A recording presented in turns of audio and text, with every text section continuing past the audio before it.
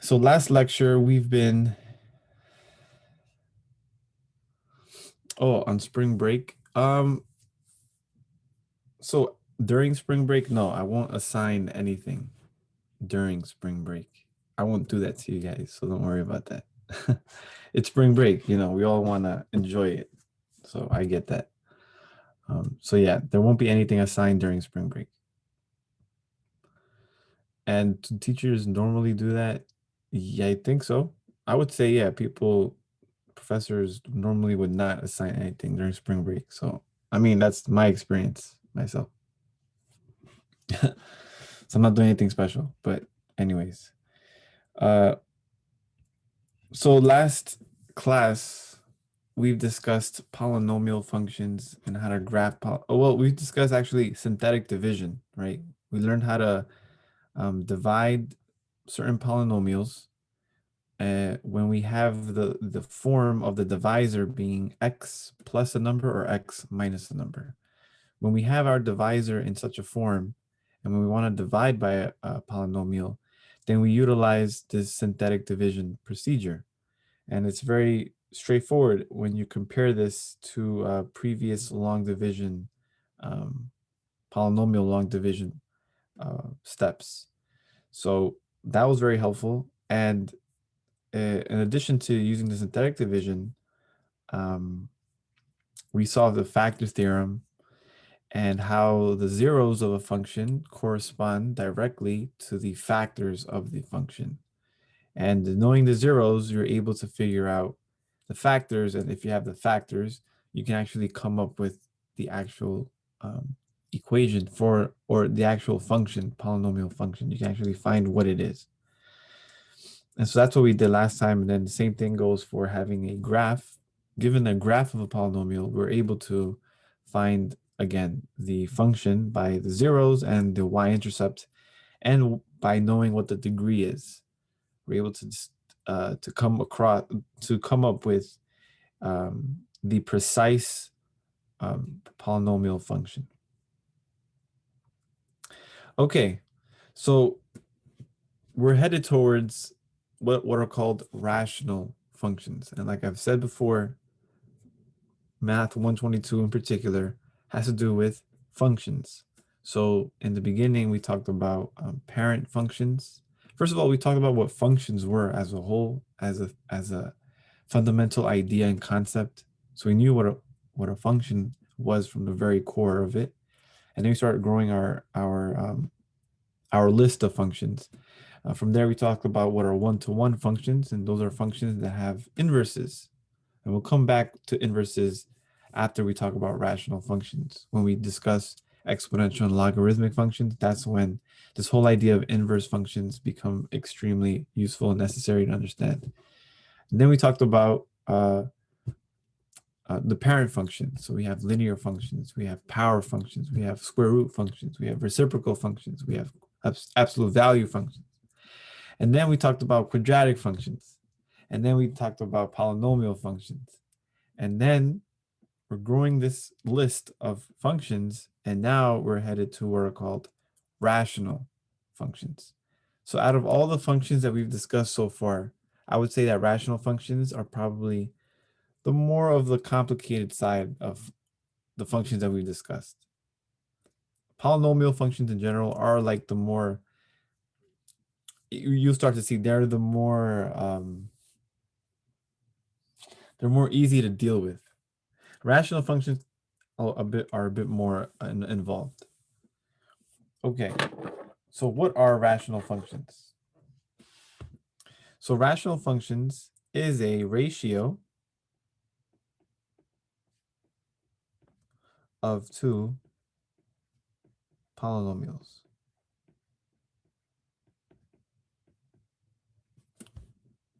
That's what a rational function is. So normally we write it like this.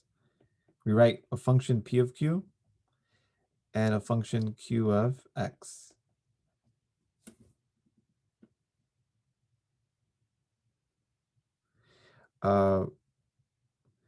And we can write this as a sub n, x to the n, plus a sub n minus 1, x to the n minus 1. That same definition that we had in the beginning for polynomials, right?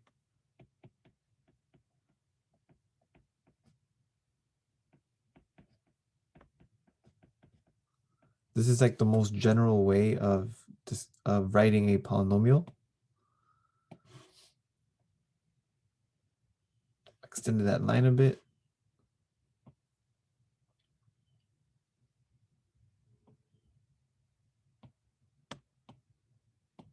And in the bottom here, I can just write it as another polynomial.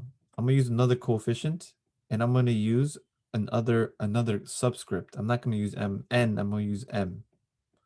Now, why am I doing that? Is that the bottom and the top, they're both polynomials, but not necessarily the same polynomial, and not necessarily the same degree. And of course, not necessarily the same coefficients. So that's why we use a letter to denote that it's just a different number, that it's representing a different number. Whoops.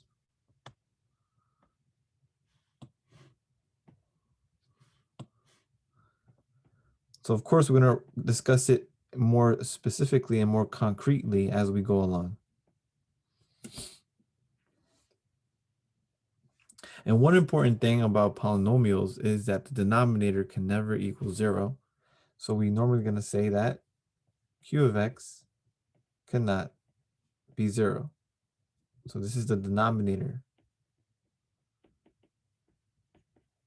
Cannot be 0. Cannot equal 0. Let's just say with the question, with an absolute exclamation point. So we're going to be using our knowledge of polynomials, and now we're making a new function, a new kind of function based upon those polynomials. Okay. So far, this is what we have. And of course, I mean, we can say a bit more. We can say this is here. We say this has degree of the numerator is equal to n, and the degree of the denominator is equal to q. I mean, to m. Now, identifying what the degree is of the polynomials is going to become extremely useful and come extremely handy as we move along. And you'll see. So where do we start? We start with the parent function, of course. And the simplest function that represents a rational function is the function 1 over x. And I think many of us have seen 1 over x before. So what does the graph look like? It looks something like this.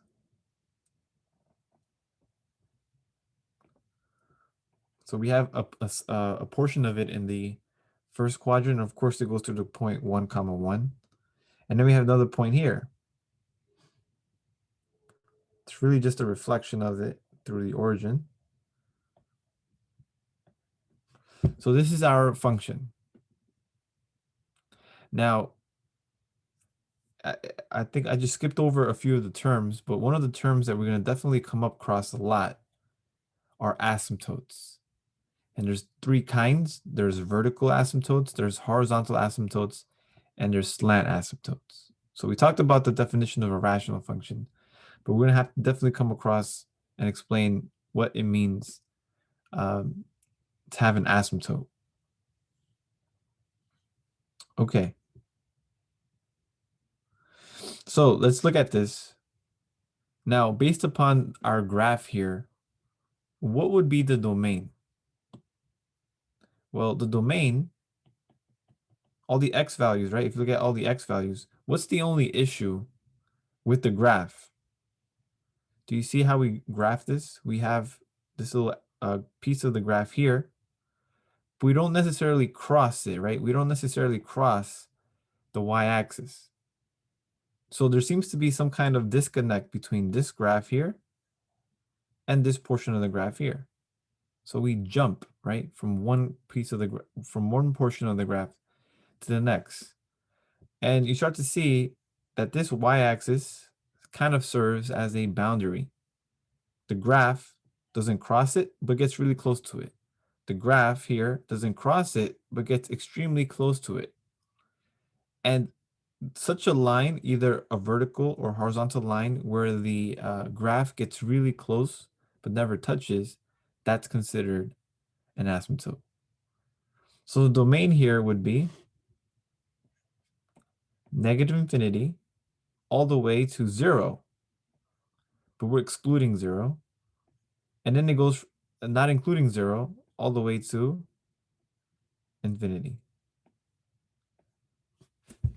That's my domain. Does everybody see that? Or we can write it differently as well. We can say that it's the set of all x values, right? Such that x, and if you want to make this a bit more explicit, it's all the real values of x such that x does not equal 0. So remember, this is the interval notation, and normally we're going to be using interval notation for our domain and our range. But sometimes having it in the set builder notation, we see things a bit more directly, right? We're saying that x cannot be 0, but it could be anything else. Okay. And what would be the range? So again, if you study this graph a bit more, we see that this x-axis serves as a boundary between the two graphs. These graphs, indicated by the way it's visualized, they get extremely close to the x-axis, but never actually get to cross the x-axis, touch the x-axis, but it gets really close to it as you go to infinity. So what's going to be my range? It's going to be quite similar. It's going to be everything from negative infinity, right? All these x values go from negative infinity. And then what happens at 0? There's like a little jump. There's a little skip. We skipped 0. So we have to not include 0. And when union it, we have a union with 0 to infinity. Or we can say it's all the y values that are real, but y cannot be 0. Okay, everyone understand this so far? I think this is understood, hopefully. Okay. And now, end behavior is not just applicable to polynomials. It also is applicable to almost any graph, particularly rational functions. So what is end behavior here? The difference, though, is that for polynomials, we already discussed the 4 possibilities, right? That only pertains to polynomials. Those 4 possibilities, but the idea of end behavior is applicable to any graph, nearly. So really the idea is 2 things again, right? We want to figure out what happens as x goes to infinity, and what happens as my x values approach negative infinity. And in particular, I'm interested in are the y values. So who can tell me, as you go to infinity, as x goes to infinity, or as you move to the right, y values approach what value? And it may seem very apparent from the graph.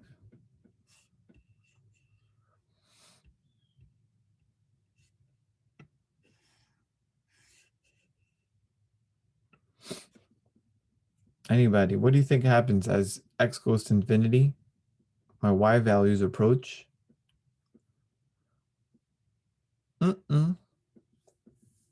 No, Tiffany, doesn't go to infinity. It goes to 0. That's right. It goes to 0. Right? Isn't this graph here getting really close to the x-axis? If you approach the x-axis, what are your y values getting close to? You're getting close to 0. And then the same thing happens when x goes to negative infinity, right? If I go to negative infinity, so as my x values move to negative infinity, meaning that I'm approaching the left side of the graph, and as I continue going, my y values get closer and closer to the x-axis, and therefore it also approaches 0. So that's my end behavior. You see, for these graphs, they don't approach infinity as you go to infinity for the x values. They approach a particular number. So that's the difference. That's one difference between rational functions and polynomials.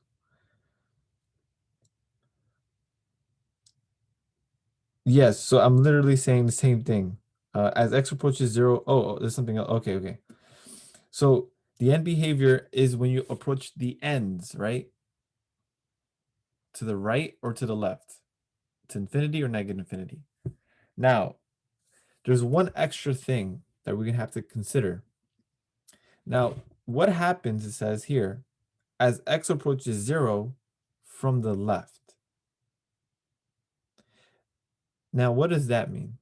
That means that my x values are approaching now. Now, instead of approaching infinity or negative infinity, I'm saying, hey, there's something that happens when the x values get close to 0, right? This is 0 for x values, right?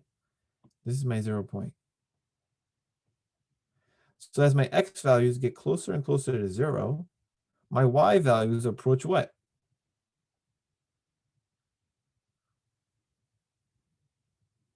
No, you see that now that this is taking a little bit, now we're kind of taking this idea of polynomials and kind of just like reconfiguring it, restructuring it. As my x values get approach 0, as my x values get closer and closer to 0 from the left side, that's right, Nicole, my y values are getting closer and closer to negative infinity. It continues going down. So y approaches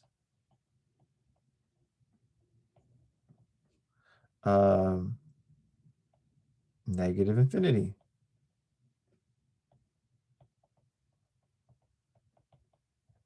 And then the same thing, right? We apply the same idea when we approach 0 from the right of the x value. So the x values are approaching 0 from the right. But what are my y values approaching?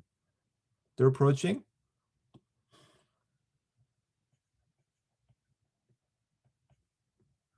positive infinity. We can just say infinity. Does everybody see that? Now, these observations are particular to rational functions that we're going to be considering. Now, this IE means in other words, right? In other words, what am I saying? I'm saying that as x approaches 0 from the left, okay? So again, this is just notation. So when we say we're approaching a particular value from the left or from the right, we're gonna indicate that using a minus or a plus sign. So when we say x approaches 0 from the left, we're saying x approaches 0, and if we put in like a superscript, right, as an exponent, but it's not really an exponent, it's a superscript. We put a negative associated with 0. So this tells me x is approaching 0 from the left. So as x approaches 0 from the left, my y values approach negative infinity. And then as my x values approach 0 from the right, positive, my y values approach positive infinity. Okay? So this symbolic statement is representing this whole statement in words. And the same thing goes for these statements.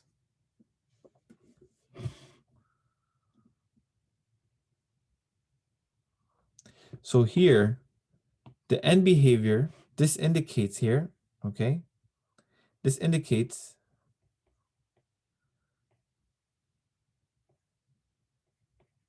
the end behavior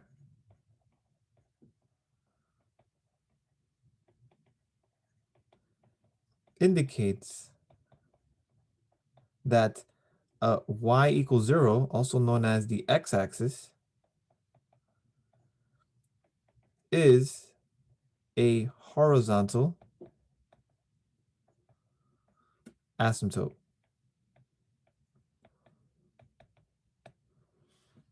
Now that's important. The asymptote is the vertical line, the horizontal line, pardon me. The horizontal asymptote is the horizontal line for which the graph gets really close to at the ends. Now, what happens with these two guys here? This indicates that the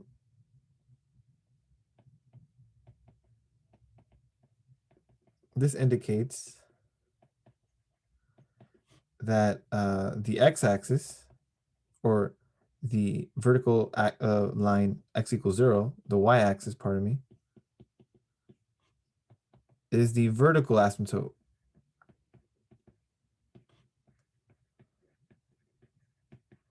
of the graph.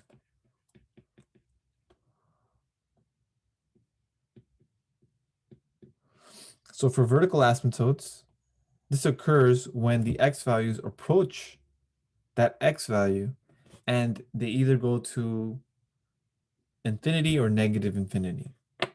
So there's like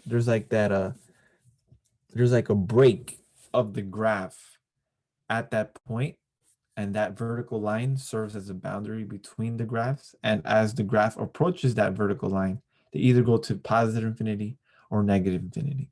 So that would create, or that would indicate that that's a vertical asymptote. And for graphs that, as you go to infinity or negative infinity for the x values, they approach that horizontal line. That line will represent or serve as the horizontal asymptote. So these are two new things that come about when we study rational functions. We talk about both the horizontal and the vertical asymptote. And we'll discuss more about these asymptotes as we go. But we have to establish this for sure, for a fact, for the most basic parent function of rational functions, which is 1 over x. And then slowly we'll build this for other functions. Okay? So any questions about the parent function? Any questions about asymptotes, vertical asymptotes, horizontal asymptotes? Any questions about the x approaching 0 to the negative sign and x approaching 0 to the positive? Is that all clear? Any questions? If not, let's continue with the next one.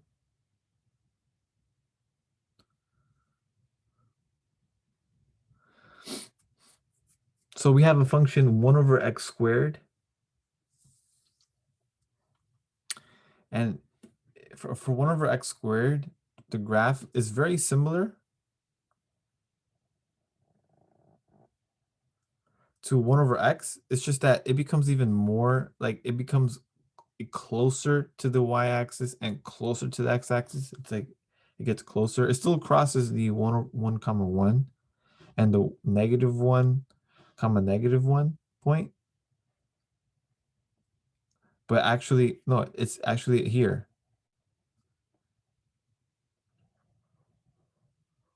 The reason why it's here is because it's 1 over x squared. So for any x value, it will always be squared, whether it be positive or negative. And if you have a negative x and you square it, you get positive again.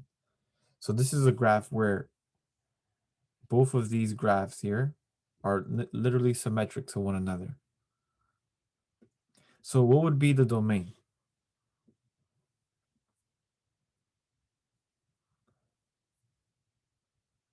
Who can tell me the domain? This should be quick because it's very similar to the previous one.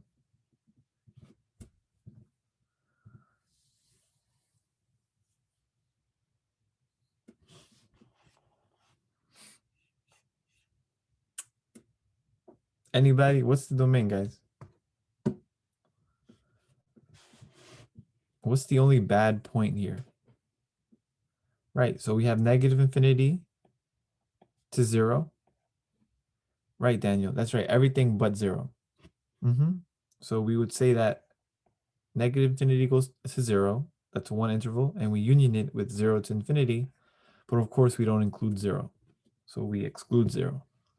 And then what would be the range?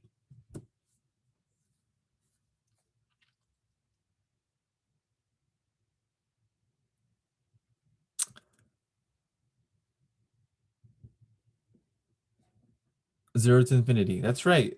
All my y values my y values are everything above 0, but they don't include 0 because you start to see that, hey, these graphs here don't actually get to touch the x-axis, nor does it cross it.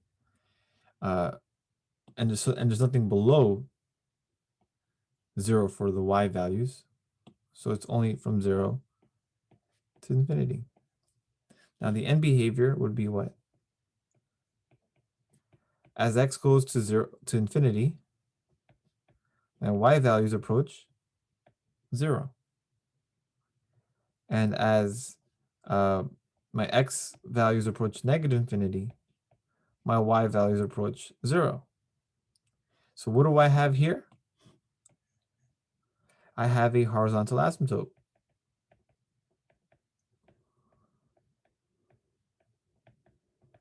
What's my horizontal asymptote? Y equals 0, also known as my x-axis.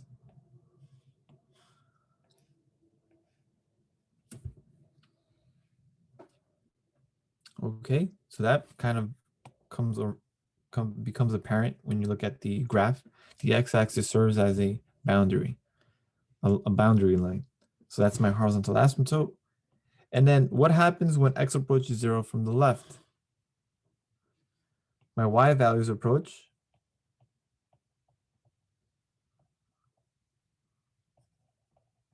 it approaches infinity, right? My x values approach 0 from the left, pardon me.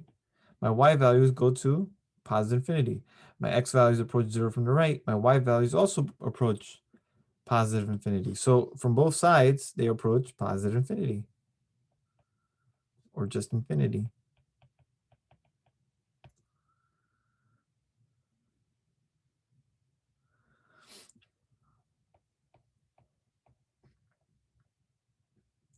And how do I write that? I would write it symbolically as x approaches 0 from the left, y approaches positive infinity. And as x approaches 0 from the right, y approaches positive infinity. This indicates that we have a vertical asymptote again.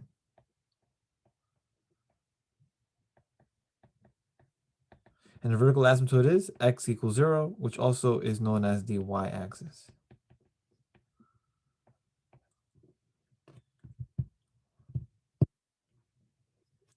Clear so far in these two parent functions? These are the elements, basic examples, standard examples for rational functions. Okay?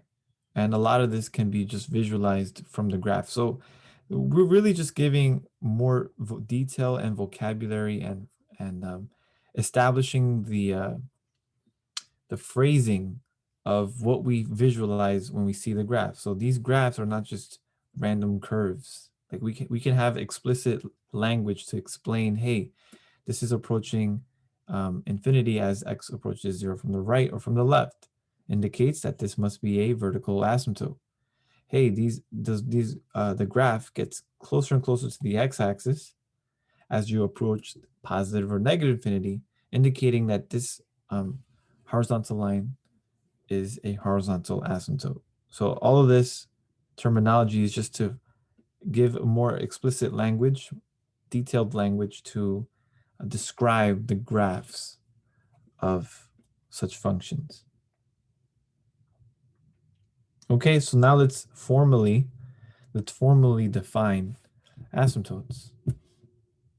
So we can say the following. A vertical asymptote is a vertical line that that a graph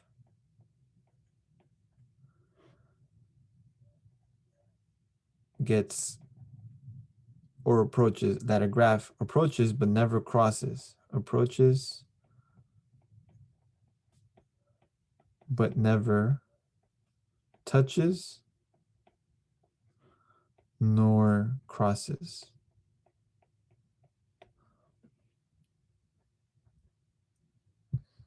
as we have seen, right? And there are three other bullet points about these asymptotes.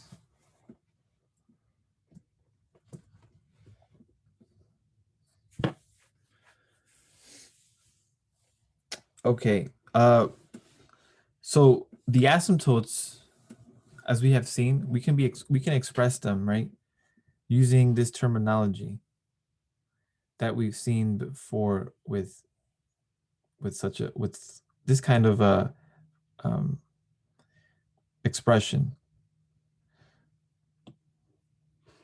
So we say that there's an asymptote if the following occurs. So if x approaches some value from the right and y approaches positive or negative infinity, then x equals a is a vertical asymptote.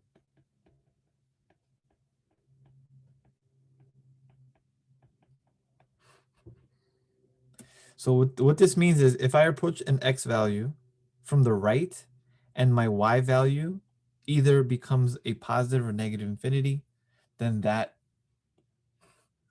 vertical line is a vertical asymptote. And the same thing goes if I approach another value, uh, it could be a or it could be something else, from the left, and my y values approach positive or negative infinity, then x equals a, again, is a vertical asymptote. Okay?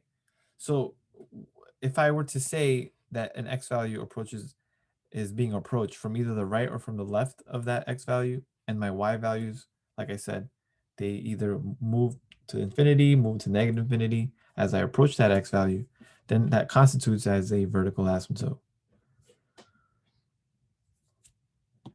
And one thing behind this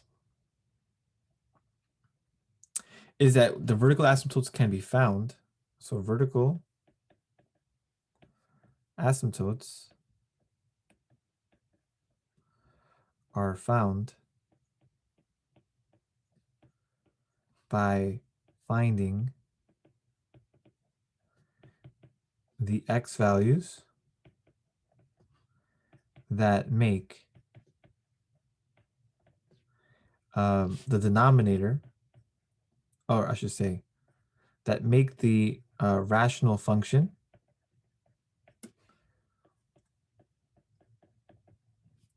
undefined. In other words, it means we have to find the x values where the denominator equals 0.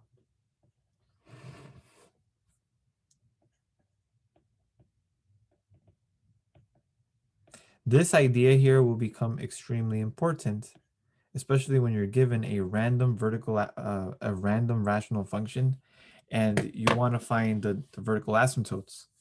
How would you do that? How do you find vertical asymptotes if you're just given a function and say, hey, this is my function. This is a rational function. Can you figure out what the vertical asymptotes are? Without having to graph it, you can actually find them. And that occurs when the x values that make the function undefined.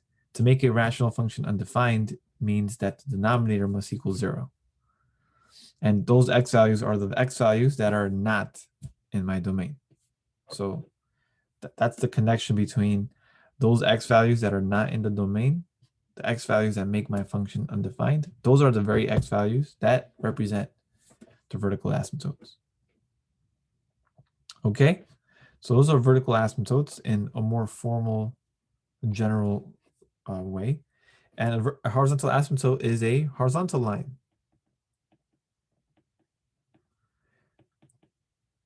that a graph approaches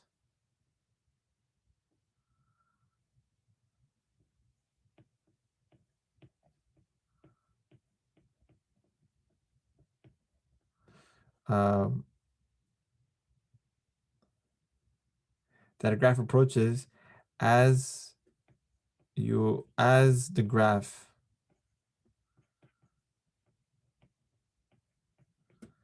um,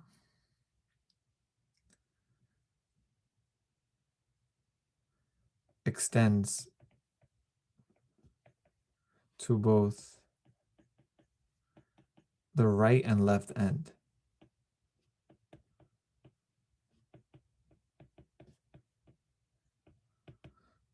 So again, horizontal asymptote. Oh, Chen, what is the A plus and A minus? Well, this came up, right? The first time this came up was when we talked about this example, where we recognize or we observe that as you approach 0 from the left, for the x values, my y values approach negative infinity. And as you approach x from the right side, my x values approach 0 from the right, then my y values approach infinity.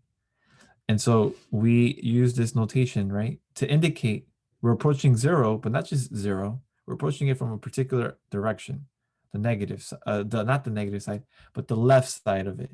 So this 0 to 0, and you have a negative as a superscript, that indicates you're approaching 0 from the left. And if you're approaching 0 and you have a plus sign as a superscript, then that means that you're approaching x from the right side of it. And you can, and so then we're using this for any. So the whole usage of letters and mathematics is to represent something in its most general sense. So you can represent a with any number. It doesn't have to be 0. It could be 3. It could be 10. It could be negative 5. But the whole point is that whatever you do choose for a, if your x values approach to that x value from the right plus, then, and you have this statement, then this is a vertical asymptote, and vice versa. When x approaches a from the left side, not the negative side, but from the left side of it, it could be negative. If you approach the a value that you're considering from the left side, then plus or minus infinity. Is it possible that a graph have both vertical and horizontal asymptotes? Of course. We have just discussed, we have just been going through two graphs that have an asymptote that's horizontal, which is the y-axis. And then we have a graph that has a vertical asymptote, the x-axis. I mean, sorry, the horizontal asymptote is the x-axis. Yeah, which is y equals 0. It's sometimes a little it's a little confusing to see this, right? It's y equals 0, but it's the x-axis. So yes, this is a horizontal asymptote. It's the x-axis, y equals 0. And then we have a vertical asymptote, which is the y-axis, and that's x equals 0. Okay? So these are two asymptotes. And having those two asymptotes, now we can sketch the graph. So we'll be doing this more in the next few examples. We're going to be considering the asymptotes first in a way, and then we're able to graph the sketch of a horizontal of the rational function.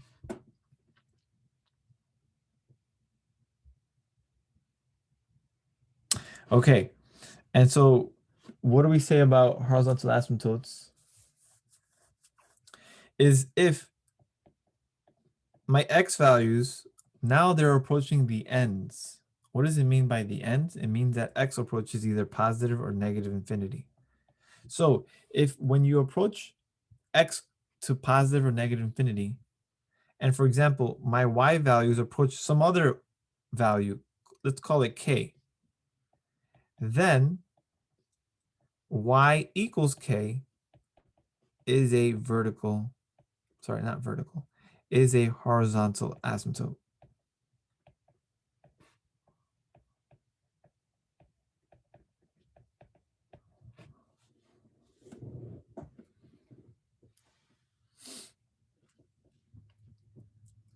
So again, we're trying to express the idea in symbols, sometimes that, and with letters, and that can be a little confusing, but try to unpack this. As you approach the x values, either I go to the right or to the left for the x values. If when I do so, my y values approach a particular a value, call it k, then y equals k, that line, that horizontal line, does represent the horizontal asymptote. So always try to compare what you're given. So, like, what makes this different than this? And you start to see there is a big difference. For vertical asymptotes, you're approaching a particular x value. And then the y values go to positive or negative infinity. And for horizontal asymptotes, it's kind of like the reverse, right? The x values approach positive or negative infinity, but my y values approach a particular value. So that's the difference between vertical and horizontal asymptotes. That's another way to show the difference. Okay, and then the question becomes, how do we find, or how do we determine horizontal asymptotes of rational functions? It has to do everything with the degree. So there's going to be 3 scenarios. I don't know if we talk about that. Let me see. Yeah. So here, I know there's not a lot of space here, but there are 3 scenarios or 3 possibilities.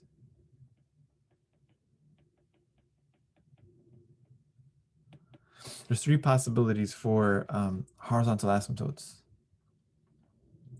I'll give you the first, the second, and the third. So the first is when the degree of the numerator is less than the degree of the denominator. So if my degree of the numerator of my rational function is less than the degree of the denominator, then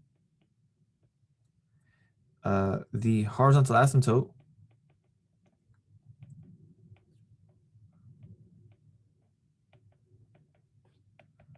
is y equals 0.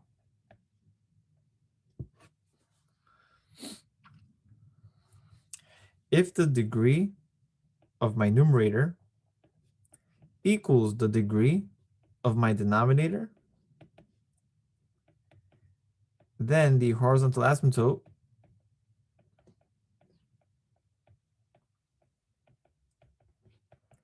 is y equals a sub n over b sub n. What are these letters? It's the ratio of the leading coefficients.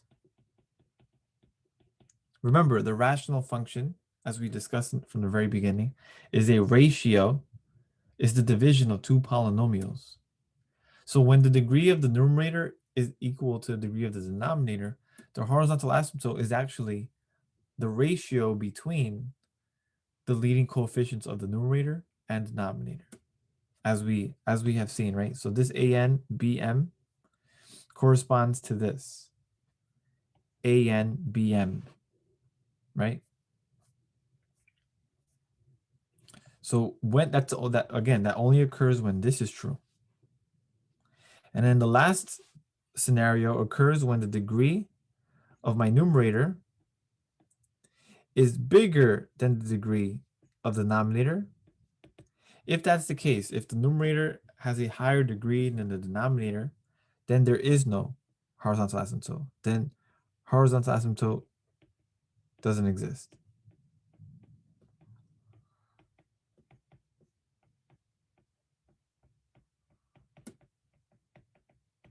And what we have instead are called slant asymptotes.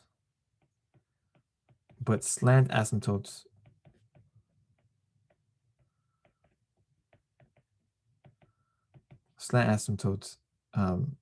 exist.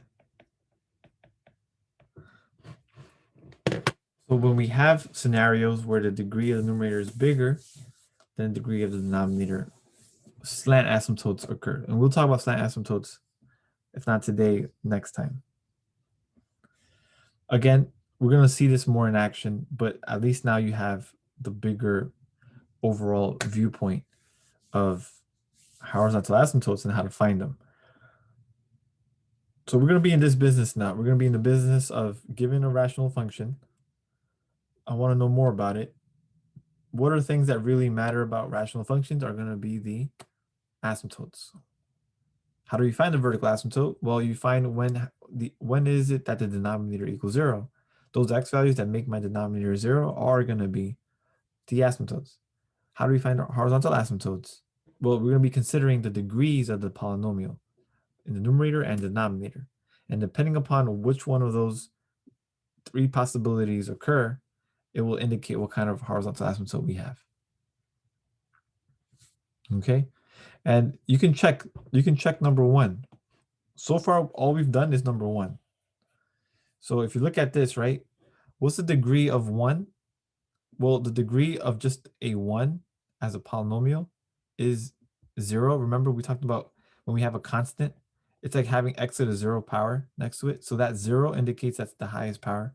So the degree of 1 would be, this would equal 0. And what's the degree of x squared? Well, degree is what? 2. So the degree of the numerator is smaller than the degree of the denominator, which is exactly this case. And then what's the horizontal asymptote? Y equals 0, isn't it? That's exactly what we have. And the same thing goes for the previous one. The degree here is what? Degree is 0. Degree here is what? Degree is 1. 0 is smaller than 1. And what happens to my horizontal asymptote? It's exactly y equals 0. So case 1 here, or scenario 1, or possibility number 1, is exactly good. Now we're going to be considering, as we go along, this case, when the degree and the numerator of the top and the bottom is exactly the same. Okay, so any questions thus far about asymptotes? Any comments, any concerns about rational functions?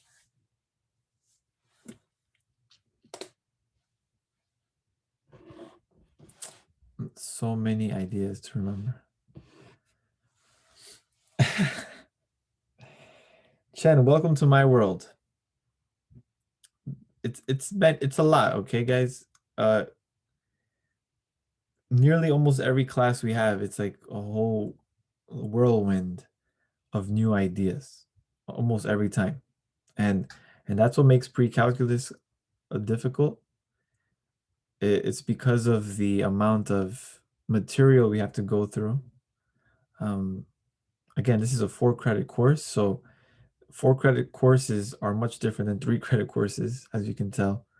They're much more heavier in the load and the material and the pace. So that's expected. But what I'll tell you is that it doesn't matter what you guys learn, right? Even if it seems overwhelming, like, oh my, how can I know all of this? It's too much. When you spend time with it, when you deal with it on a consistent basis over an extended period of time, all of this stuff becomes almost second nature. And that goes with almost anything you learn, not just math, not just academics. It's almost anything, right? The more you do it, the more familiar it becomes. And when you have familiarity with something, then all of this stuff, all of these terminologies just becomes part of the whole process. Okay. So now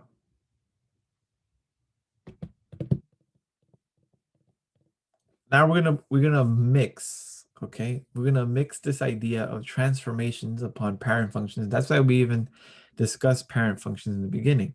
So now we know everything we need to know about the parent function, 1 over x. Now we're gonna say, hey, what if I create a new function from my parent function? And I'm creating this new function called g of x based upon f of x. But what am I doing to f of x? Can anyone tell me what am I doing to f of x? Well, first of all, what is g of x? It's f of x plus 4. But what's f? F is 1 over x. So what's going to be g of x? How do I express g of x? G of x equals what?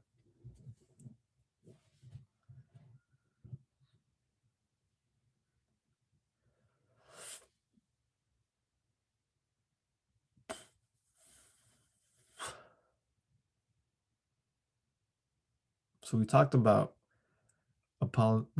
composition of functions, right? When you apply a function into another function. So we're applying the function x plus 4 into the function 1 over x. So what would be the result if I were to do that? No, we don't multiply. We compose functions. We don't multiply functions. Thank you, Daniel. That's right. It's 1 over x plus 4. Anytime you see x for f of x, right? What are we doing? We're plugging in the input into the input space or variable. So my input here, instead of x, it's x plus 4. But what's my function do? It takes whatever my input is and puts it over 1, right? 1 over that. So it makes sense. F of x plus 4 is just 1 over x plus 4. So far, so good. So my parent function obviously is, we just mentioned it, it's f of x equals 1 over x.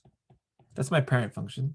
And g of x is my transformed, is a result of the transformation. Now, what's the transformation that I'm applying to the parent function?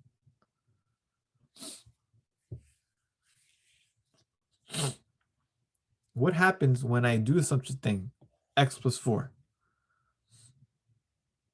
What kind of transformation have I just applied?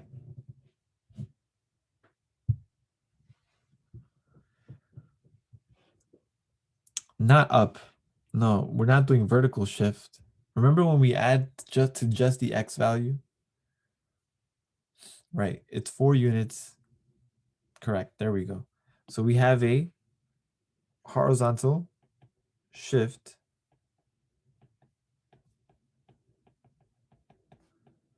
by 4 units to the left.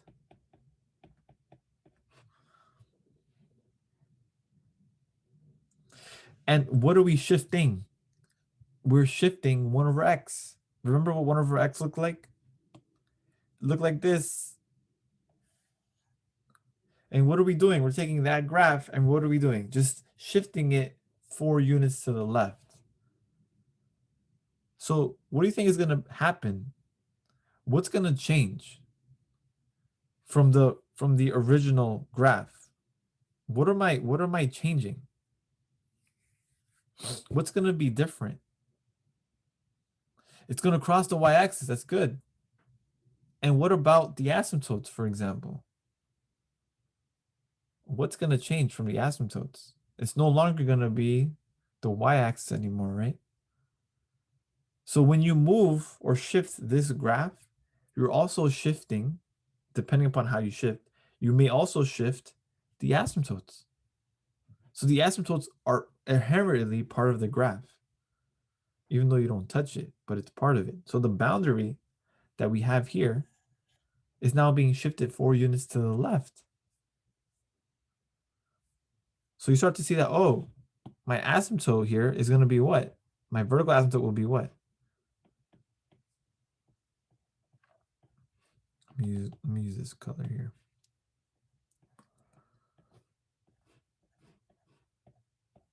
This is going to be my asymptote, x equals -4. I'm shifting everything to the left. And therefore my graph is going to look something like this now.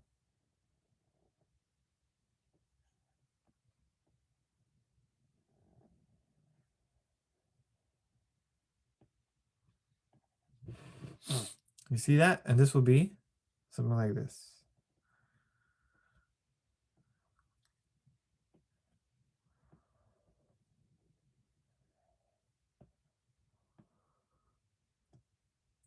So all that changed was the vertical axis, vertical asymptote.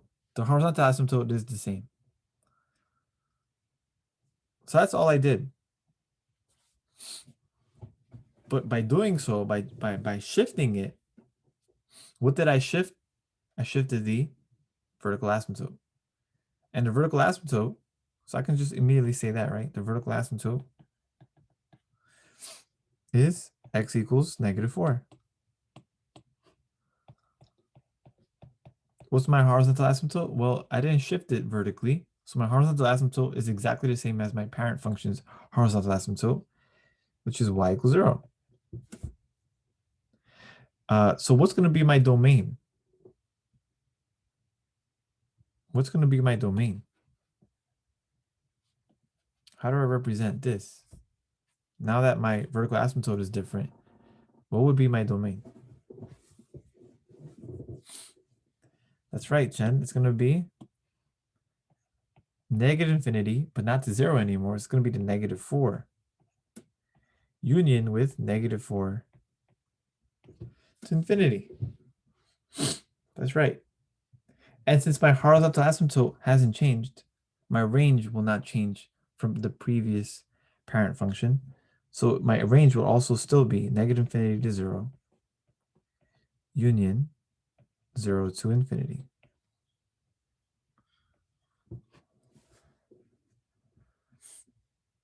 Good so far. Do we see how we're building now upon our previous knowledge? We're building upon it now. Now we're applying transformations upon our parent function, and now we start to see that, oh, things do shift, things do change. Changing the vertical asymptote will affect the domain. Changing the horizontal asymptote will affect the range. So you start to see how they connect with one another. Any questions about this?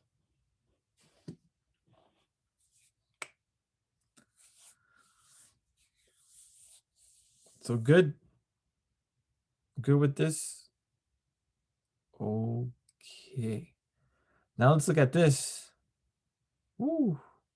So we went from just having one transformation, f of x plus 4, but now look what we have here. We have another function, h of x, which is -2 f of x minus 3. So we're taking, the function is still f, right? Which is 1 over x. So we're taking 1 over x. Now, what are we doing to 1 over x? Who can tell me what would be the function h of x in the more explicit form?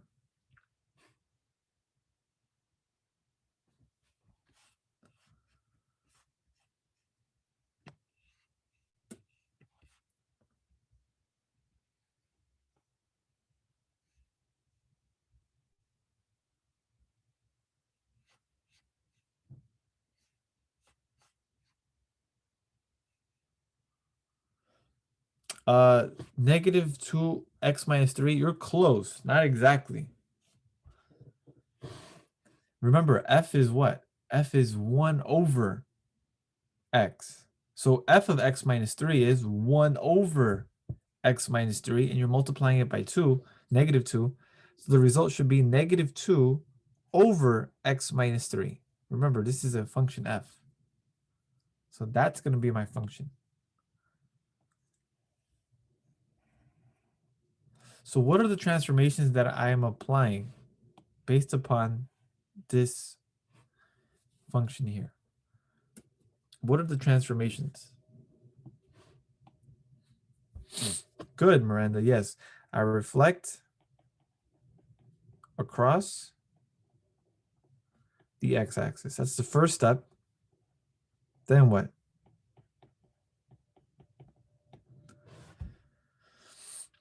I do. Yes, I do. I shift.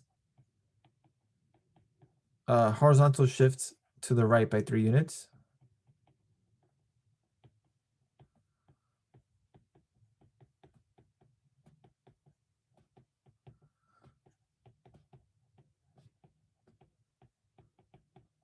And what else? We're missing one more. There's one more. So I reflect, I shift, and yes, there's a vertical stretch. Of what factor? There's a vertical stretch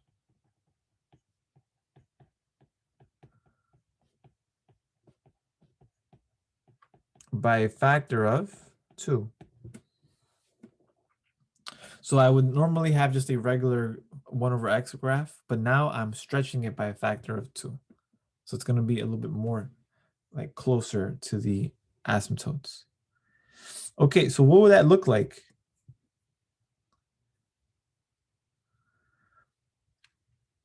So again, let's always start with the original graph, okay? And I'm going to draw the original graph with dotted lines. And one part of the graph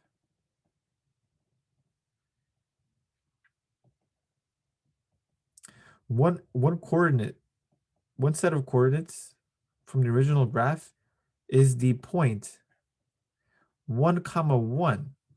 So we can use that like as a reference point. So what happens with 1, comma 1 when we reflect it? When we reflect it across the x-axis, I'm here. If I shift it to the right by 3 units, 1, 2, 3, I'm right here. And then what am I going to do after that? It says that it's stretched by a factor of 2. So instead of being at here at this point, I'm going to be multiply by 2. But first, let's establish, what's the first thing we can establish? If I shift it,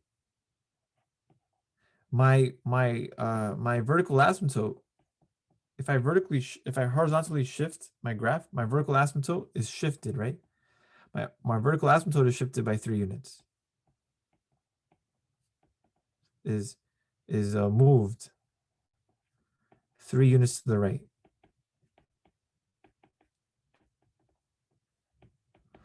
So horizontal shifts affect vertical asymptotes.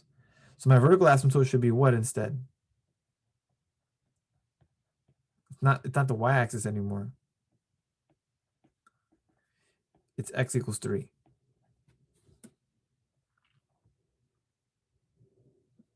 Is the horizontal asymptote changed? It's not, because there is no vertical shift. So then for the range, I can immediately just say it's going to be 0 to, it's going to be negative infinity to 0, union 0 to infinity, and my horizontal asymptote is still y equals 0. That's unchanged. So let me just make that note. This is unchanged from parent function.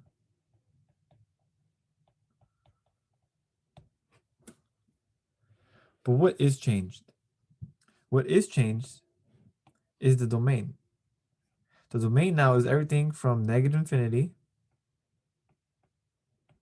to positive 3, union 3 to infinity. And so that affects the vertical asymptote, which is x equals 3. So just to make this a little bit clearer, I guess, this here is also an asymptote. I'm taking this guy here, right?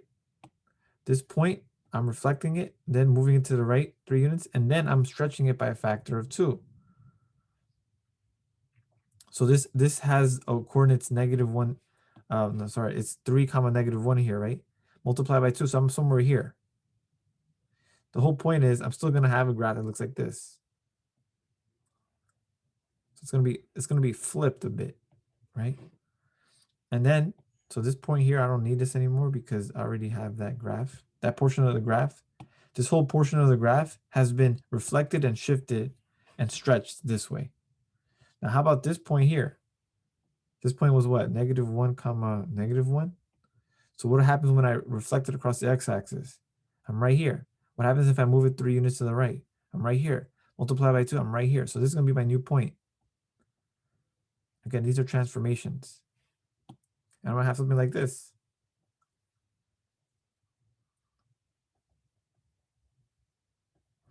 You guys see that?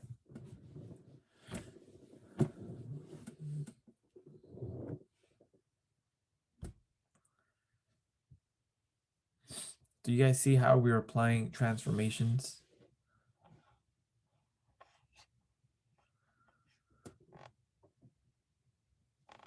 And changing the domain, in particular with the vertical asymptote?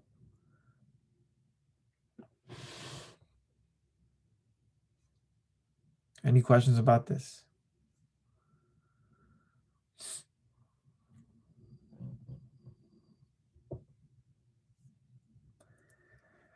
I guess not. Okay, here we go. Now we're getting, hopefully we started getting more comfortable with applying transformations to 1 over x. So now look, we have a new function, w of x. What is this function? It's negative f of x plus 2 plus 1. Uh-oh. So now this +1 is going to change something else now. So who can tell me what w of x will be? And again, it's a transformation of 1 over x. So what is w of x? How do I express that as a function now?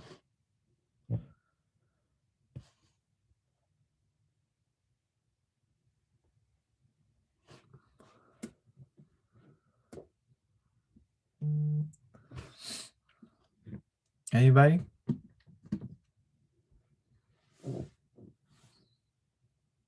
So again, we're applying the transformations upon 1 over x.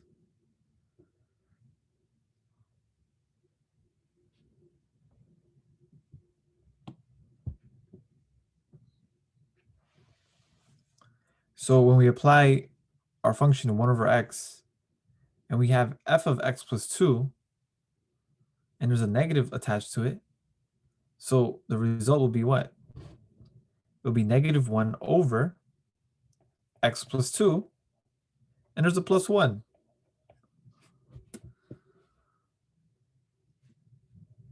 Yes, Chen. When we do a vertical stretch, we multiply the y values, and that's what happens. You can try that for anything. You can try that like for x squared, right? So if you do like f of x equals x squared, and then you have a new function g of x, which is 3 times f of x.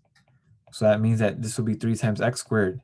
All the y values for all the x values for this function, they're just multiplied by 3. That's why we have a stretch. Yeah. So this is our function. What's the parent function again? Well, again, we're starting from 1 over x. Now, what are going to be the transformations? What's the first thing we do? What's the first transformation to get w of x? We get what?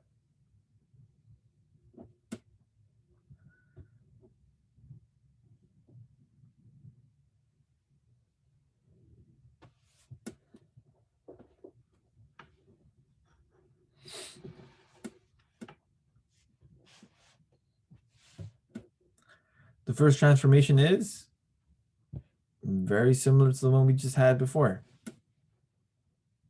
Right, we reflect. We reflect across the x-axis. Then the next transformation is that +2. We have a horizontal what? Our horizontal shift to the left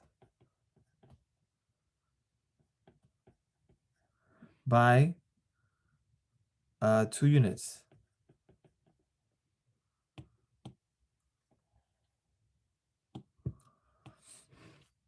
For the previous problem, what was the, oh, pardon me, that's, yeah. F of x is 1 over x. That's what we've been doing for all of them. The parent function has always been 1 over x so far for each of these examples. Yeah, I forgot to mention that. Thank you. And yes, up by 1, so we have a vertical shift, right? We have a vertical shift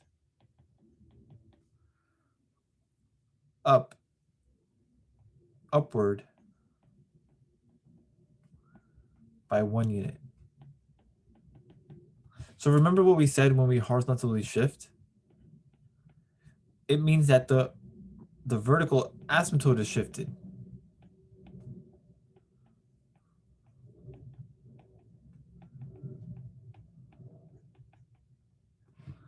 And then if we have a vertical shift, then the horizontal asymptote is shifted.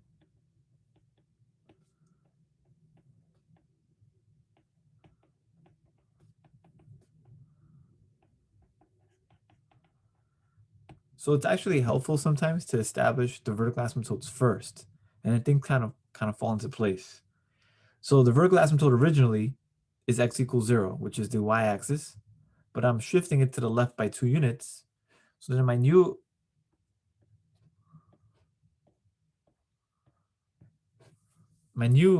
vertical asymptote is x equals -2, right? That's my new vertical asymptote. And then if I shift my graph upward by 1, then that means that my horizontal asymptote is shifted by 1 as well. My horizontal asymptote was originally y equals 0, which is the x-axis. So then now my new horizontal asymptote will be this. This is y equals 1. That's my new vertical horizontal asymptote. Y equals 1.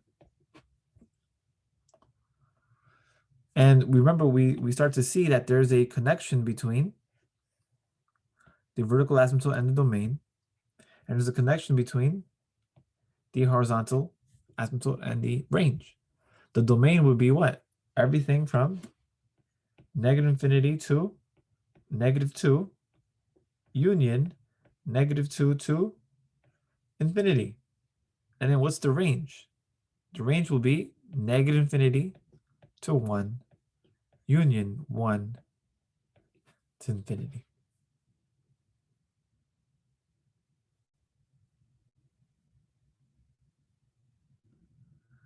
And then what would be the graph? Again, we have a reflection, right? So originally our point of reference for the parent function was 1, -1. I mean 1, 1. So when we reflect it across the x-axis, we're here at 1, -1, and then we shift it to the left. So we're here, and then we finally move up by 1. So the 1, 1 results in this point here.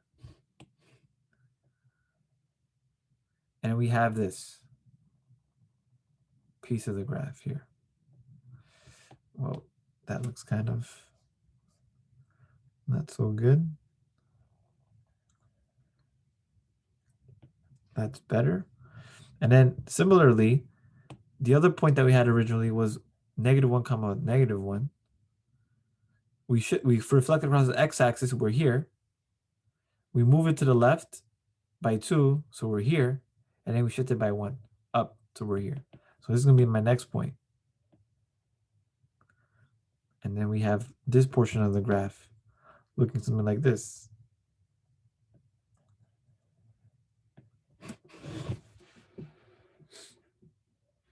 And that is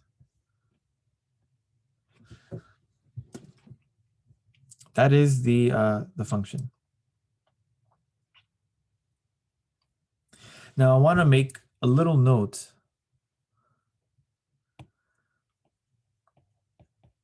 I want to write a little note about this rational function. So if we have w of x, which is -1 over x plus 2 plus 1, we can actually make this into a single fraction. How do we do that?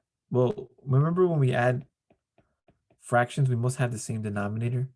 So yeah, so we have to add the same. You have to add the function fraction with the same denominator. So if we do -1 over x plus 2 and we add it by 1, we can change the 1 into x plus 2 over x plus 2, right? Because that's what 1 equals. Then we can combine the numerators and keep the denominator the same. This will be what? X plus 1. So another way to represent w of x is actually x plus 1 over x plus 2. They're the same thing. It's just one is expressed as a rational function would normally be expressed. This one here is just expressing the transformations of 1 over x function. But this is going to be the more common function you'll see. And if you notice, look what we have. The same degree 1 here and degree 1 here. And if you do the ratio of the leading coefficients, we get exactly y equals 1. So then the second scenario for the horizontal asymptote comes into play again. Do you guys see that?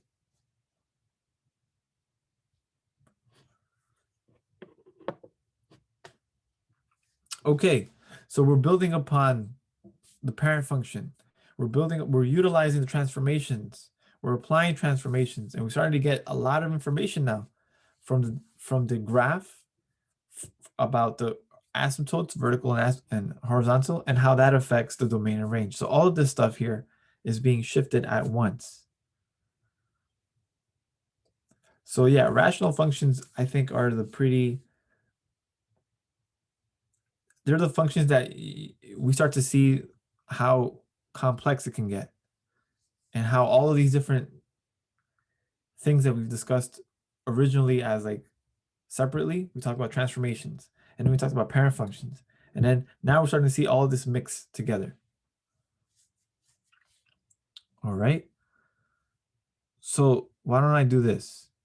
I'm gonna give you guys a few minutes to see if you guys can work this out on your own, and then we'll discuss. So for no, yeah, this is s of x. In this case, we have negative f of x minus 4 plus 2. So the first thing you'll need to find is what the function is that we're considering, what the parent function is, which is kind of the same thing we've been doing the past 3 examples. What are the 3 transformations? How does that affect and then how do you affect the horizontal and vertical asymptotes? Draw those. How does that affect the domain and range? And then draw the graph. So I'll give you a few minutes to work on that.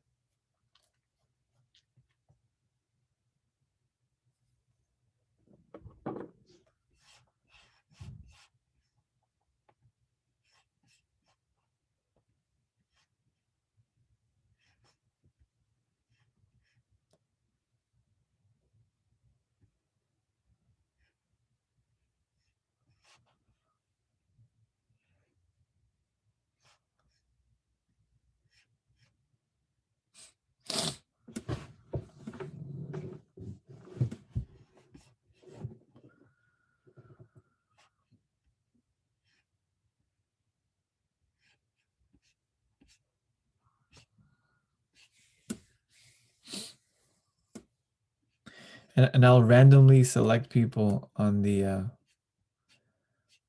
from the participant list to tell me what you guys got. Okay.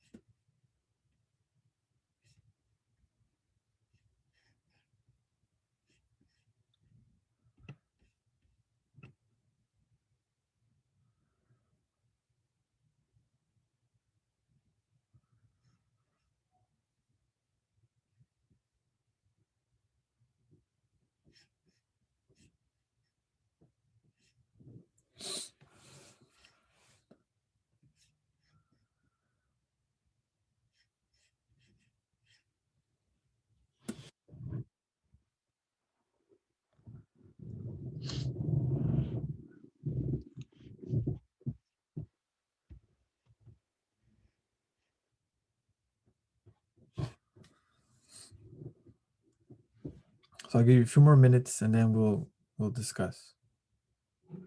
2 more minutes.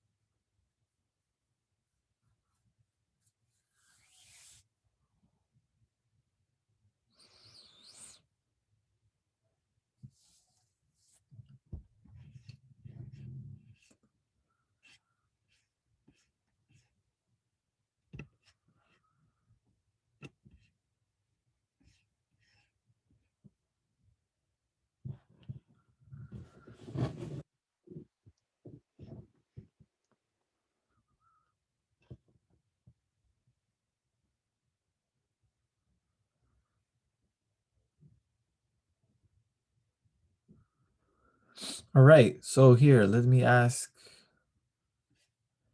Random. So Andrew Quintana. Can you tell me what is S of x equal to?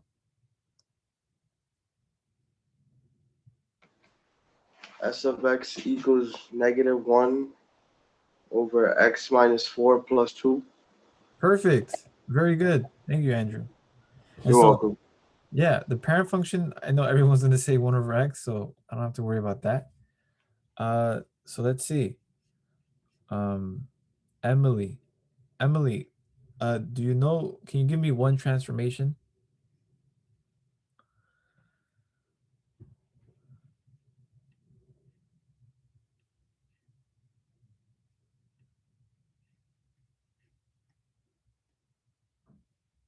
Just one, Emily. Just one of them.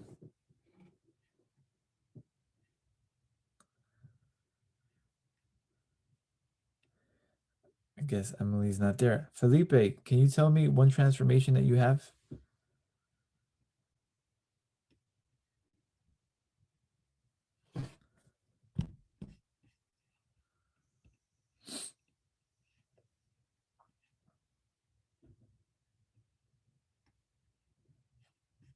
Just one, guys. That's all I'm asking. I'm not asking for all three. Prob? Yes, Prob. Go ahead. One of the transformations I got was reflect across x-axis. The reflector, yep. Reflection across the x-axis. Thank you. Thank you, Prob.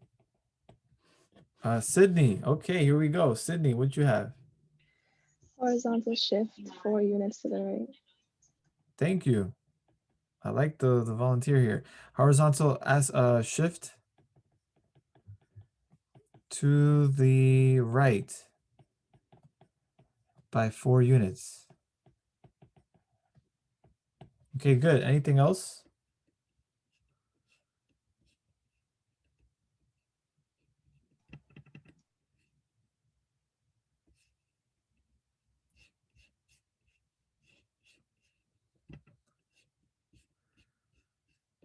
Anybody else?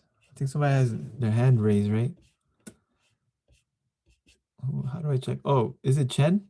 Chen, you have your hand raised or no? Vertical shift by 2 to the up by 2. Yeah, vertical shift upward by 2. That's right. Thank you. Shift up by 2 units. Can anybody tell me what does that affect? What is the horizontal shift effect? Which asymptote, and what is the vertical shift effect?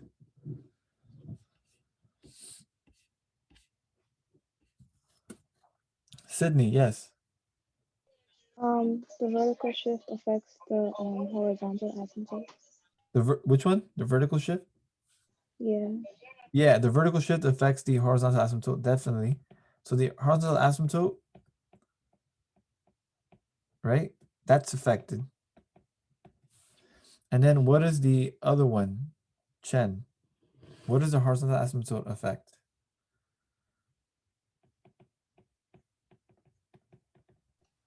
Shifts to the horizontal. Shifts to the Yeah. right.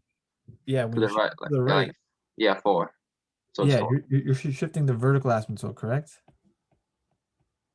Oh, you mean vertical? I mean, never. Yeah. So I know it's a little confusing to hear these words kind of just at the same breath. Horizontal, vertical. But we're doing horizontal shifts, so that's changing the vertical asymptote. If we do vertical shifts of the graph, we're changing or shifting the horizontal asymptote. So who can tell me the domain? Natalia, yes. Negative infinity to infinity. Be careful. Remember, there's a vertical asymptote. And where's that vertical asymptote? I guess let's establish that first. Where is the vertical asymptote first? Because we shifted the units 4 units to the right? What's the vertical asymptote now? So Miranda, Miranda, x equals 4. 4. Right. X equals 4. That's my vertical asymptote. And then what's my horizontal asymptote? 2. Y equals 2. That's right. So now that we have those two things established, then we can kind of speak very quickly on what the domain is. So what would be the domain now, knowing that the vertical asymptote is 4? Remember, these are connected here and these are connected. So negative infinity to 4. That's right. Now we're talking. This is negative infinity to 4. Union. And then we, union. 4 to infinity. Perfect. Great. Very good. Very good, Adam. Thank you. And then what is the range?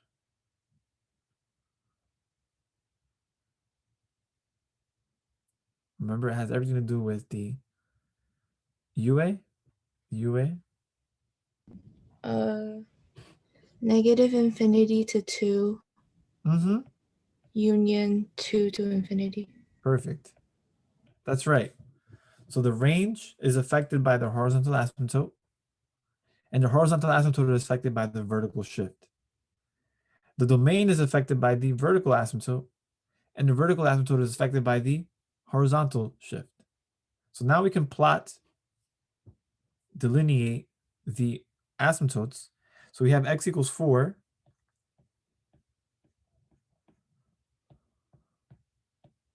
And we have y equals 2.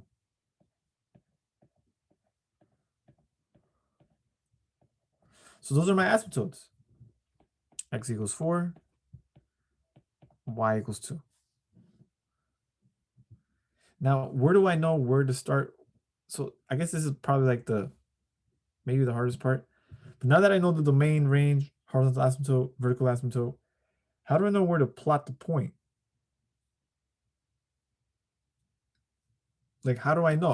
I have now these divisions here, but how do I know where to draw it, or how, or like, where should we go? Follow the transformations from the parent function. Yes, but we need a particular point to start with, right? What's that point from the parent function that we need? 1, 1. So what happens when we take 1, 1? What happens when I take 1, 1 and I apply, for example, a reflection? What does the reflection do? Now the 1, 1 becomes what? It does not become -1, -1, because we're reflecting it across the x-axis. So when I reflect it across the x-axis, only one of the coordinates is being changed. So it's 1, -1. That's right. So this becomes 1, -1. So I'm here now. Now, what happens after this? What happens after this? So that's the first transformation. The second transformation is what? The shift, right? 4 units to the right. So then what is that? How is that going to affect the point 1, -1? If I'm shifting it 4 units to the right, I'm shifting what? The x or the y values?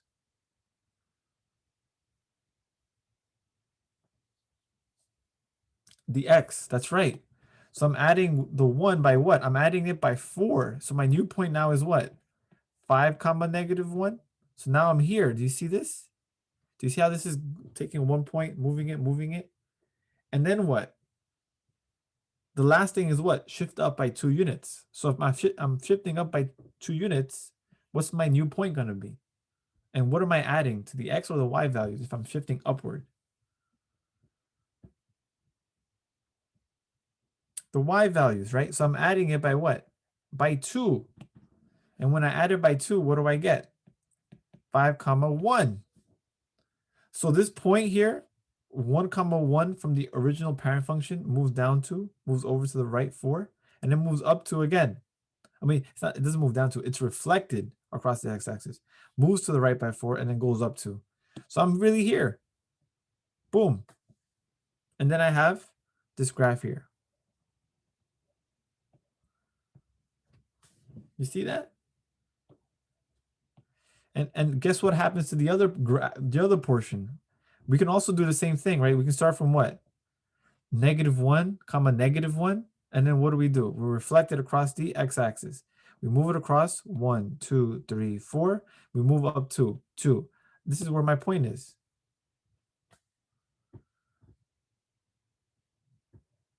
and then we graph. And we get something like this. Good. Is this starting to make more sense now through these examples? Thank you. Very good. It takes time, guys. It takes time to build familiarity with all these terminologies. But again, you start to see that this is not like completely just new stuff. It is new, but we're adding things from what we've done already. We're just applying them now to something new. So transformations are going to be part of the name of the game. That's going to affect what? The domain and the range. But now we've introduced this new little aspect of graphs where they may or may not have what are called asymptotes. Okay? Awesome. Great. Thanks, guys. So now let's continue. And remember what I was mentioning to you guys when we have a rational function, but we don't have the graph. So in the previous examples, we've been graphing a lot. Now we're going to be dealing with functions that are rational functions, but we don't necessarily have a real good idea yet of what the graph looks like. Regardless, though, what we care about is finding and identifying the horizontal and the vertical asymptotes. So look what we have in this example here. We have a rational function, r of x, 6 over 2x squared plus x minus 1. So remember how we had to find the vertical asymptotes when we talked about it in at the first glance, right? The important thing here is that to find the vertical asymptotes, you have to find what are the x values that make my rational function undefined. And those are going to be the x values that are be considering as vertical asymptotes. So what is my denominator? So first we're going to find the vertical asymptotes. So then that means that my denominator, which is 2x squared plus x minus 1, this equals 0. This is what I want to find. I want to find what are the x values that make my denominator equal to 0. So what do I have? I have a quadratic equation. And I think now we are experts on solving. So how do you solve this quadratic equation?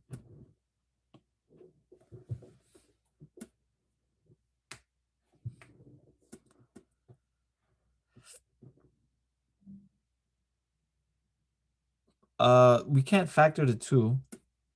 We could factor the equation, we can factor not the 2, but we can factor the term, the whole trinomial. So how do we do that, see him?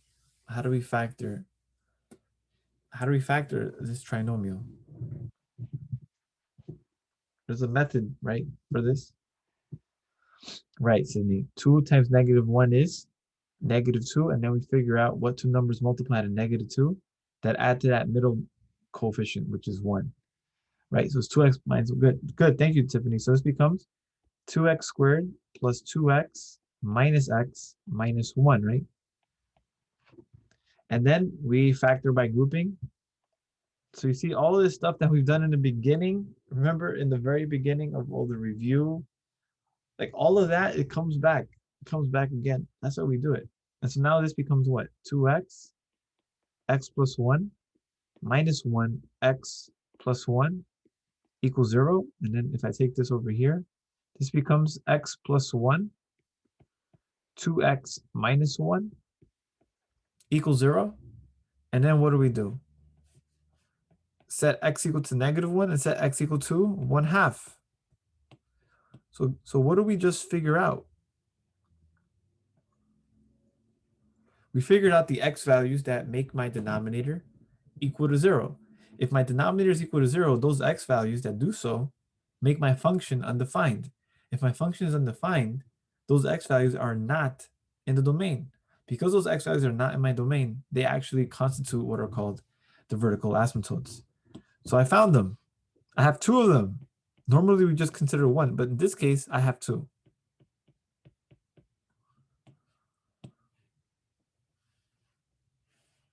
Boom. I have two asymptotes and a vertical, -1 and a half.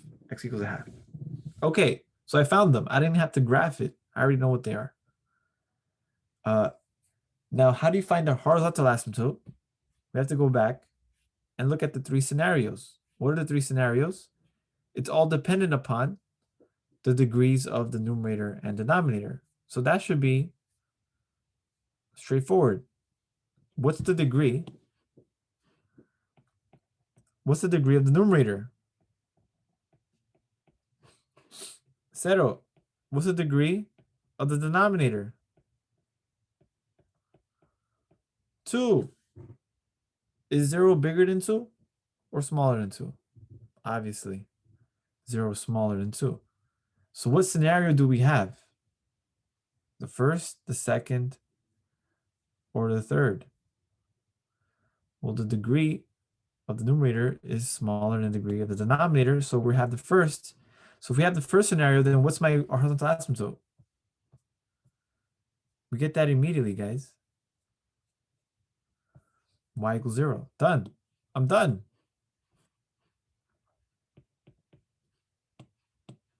I don't have to break a sweat. So the horizontal asymptotes is not that difficult because that's applied to one of those three scenarios. The only thing that's sometimes going to take you a little more time is the vertical asymptotes. But also, that's not too hard either because we know how to solve, for the most part, equations when you set it equal to 0. Good. Next. Look at the next guy. We have another rational function, 2x plus 6 over -6x plus 3. I want the vertical asymptote. How do you find the vertical asymptote? Denominator equal to 0. What's my denominator? -6x plus 3 equals 0. So -6x equals -3. So then that means that 6x equals 3, which means that x equals a half. I only have 1. What's my vertical asymptote? X equals 1/2. Done. That's all I have because that's the only x value that makes my denominator equal to 0.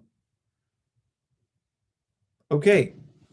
Then check for the horizontal asymptote. I must check for I must check for the degree. So the degree of the numerator, 1. The degree of the denominator, 1 as well. So then what do we have? We have the scenario where what? The degrees are the same.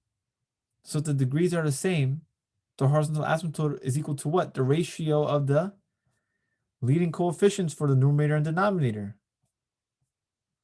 So then what are the leading coefficients? Whoops, I passed it.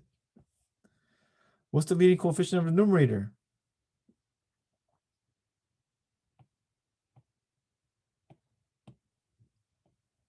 2. What's the leading coefficient of the denominator? -6. So then what's going to be my horizontal asymptote? It's going to be 2 over -6. But 2 over -6, what does that result in? -1/3. So that's my horizontal asymptote. Y equals -1/3. And my vertical asymptote is 1/2. X equals 1/2. Do you guys see how simple it is now to find the asymptotes? I don't even have to graph it. Yeah, I don't need to graph anything. I can just apply the rules for vertical asymptotes and horizontal asymptotes and vertical asymptotes. And this is the way we're going to be using when we have to eventually graph it. That's the hardest part. Do you see how we're applying this? We start with the graph of the parent function, we transform it, and then we find the domain, range, and all of it, right? Then eventually we're going to be given just the function itself, and we're going to be expected to get everything from it, all the information, the domain, the range, the asymptotes, and finally the sketch of the graph without having any parent function to fall back on. So the parent function is like a mold that we use and we just apply it and change it whenever we feel like it. But eventually we're going to have to create our own mold in a way. Going with the analogy. Okay. Next, asymptotes. Denominator equals 0. So we got what? X squared minus 4 equals 0. But wait a minute. X squared minus 4. Exactly. You know how to factor this. X plus 2. X minus 2. So x equals negative 2. X equals positive 2. So these are my 2. These are my 2 asymptotes. I got 2 of them. I got negative and positive. Horizontal asymptote. Well, let's check. What's my degree? My degree of the numerator is 3. The degree of the denominator is 2. Isn't 3 bigger than 2? Yes. So that means that the degree of the numerator is greater than the degree of the denominator. So what are we? We're in that third case, right? The third case, what does it say? There is none. Oh, that's even easier. We don't have to worry about it at all. Does not exist. Done. So now we've covered all the 3 possibilities of horizontal asymptotes. We can have y equals 0. We can have y equals ratio of the leading coefficients, or we can have just say that there is no horizontal asymptote. So Chen, if it says horizontal asymptote, it's saying whether we have a horizontal one. So it's okay just to say it doesn't exist. If we want to, discuss more about this, then we would say, okay, horizontal asymptotes don't exist, but what do exist are the slant asymptotes. And we'll get to that, I guess, next time, but it's going to be a lot. It's going to be near the end of this packet where we talk about slant asymptotes. And to talk about slant asymptotes, to explain what that is, we're going to have to talk about polynomial long division or polynomial division in general. Okay, so we have a few more minutes. Okay. So now look what we're getting to the point where we're going to be given a rational function and we're going to be wanting to sketch the graph. As you can tell, the first thing we can easily establish are the asymptotes. That's the first thing we can establish because that's the easiest thing. So what is the vertical asymptote for this particular, so we can do this like number 1 and number 2. Number 1 and 2. So what does number 1 say? Vertical asymptote. The denominator we should make it equal to 0 to find the vertical asymptote. So what would be the vertical asymptote here?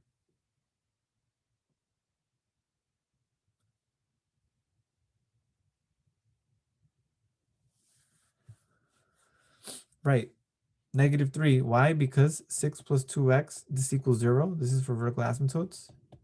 So that means that x equals negative 3. So x equals negative 3 is my first asymptote, vertical asymptote. Okay, good. Now, how do I find my horizontal asymptote?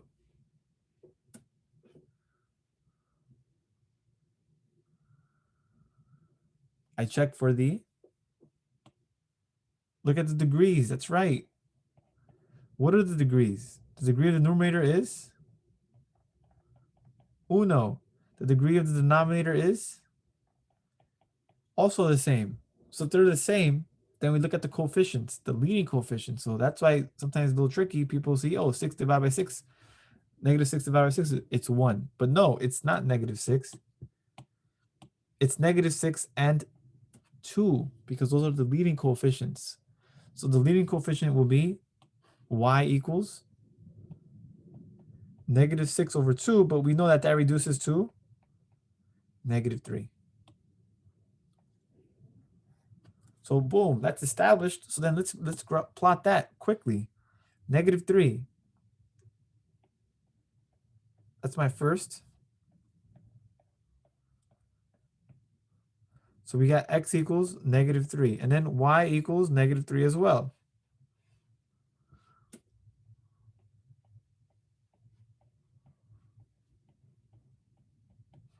So y equals negative 3. So there we go. Can we figure out the domain and the range? If we know the vertical asymptote, remember, how does that relate? It relates to the domain.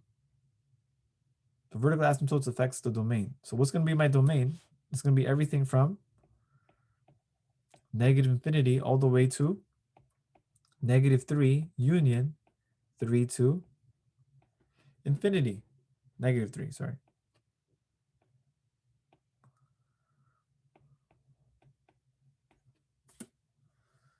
And it just so happens that the range also will be the same because of the horizontal asymptote is also -3.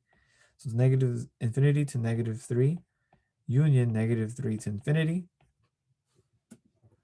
Okay, so far these are things that we've seen before.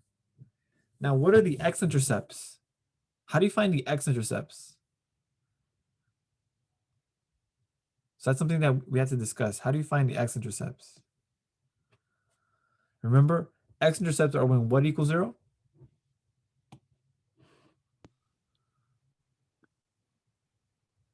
Y equals 0.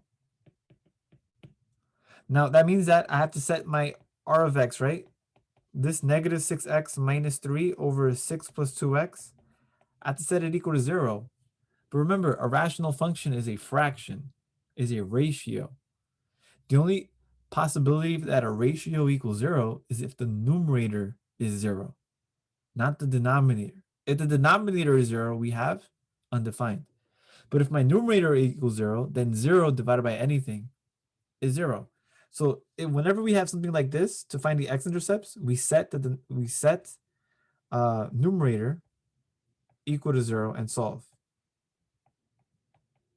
to find x-intercepts. So this is the star here, okay? That should be simple enough though. What's the numerator? -6x minus 3, set it equal to 0. Then we got -6x equals +3, x equals -1/2. So what's my x-intercept? And here I do want it as coordinates just to help us out. The coordinates are going to be -1/2, comma 0. So -1/2, comma 0 is somewhere -1/2, right? Somewhere right here. So that's the x-intercept. Okay. What's my y-intercept if I have any? How do you find my y-intercept? My y-intercept is when x equals 0. So to find the y-intercept, plug in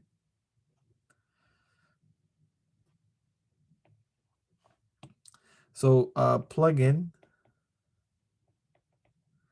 x equals 0 to find y-intercept. So when I plug it in, r of 0, I get what? I get -3 over 6. I also get -1/2. So then my coordinates are going to be what? 0, comma, -1/2. So it's going to be somewhere here. I know it's kind of bunched up together here.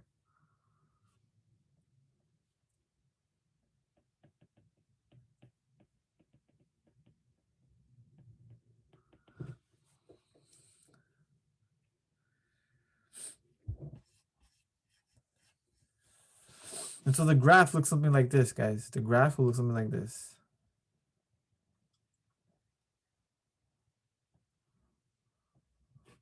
And one thing I want to tell you is that if you notice,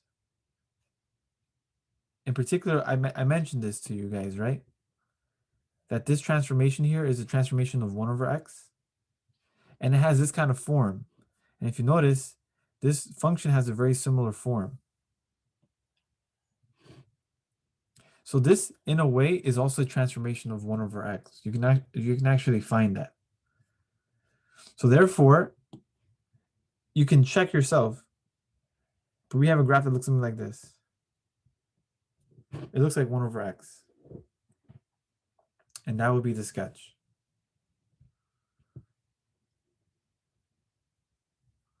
All right. So I think we went a little over. But this is where we're going to stop.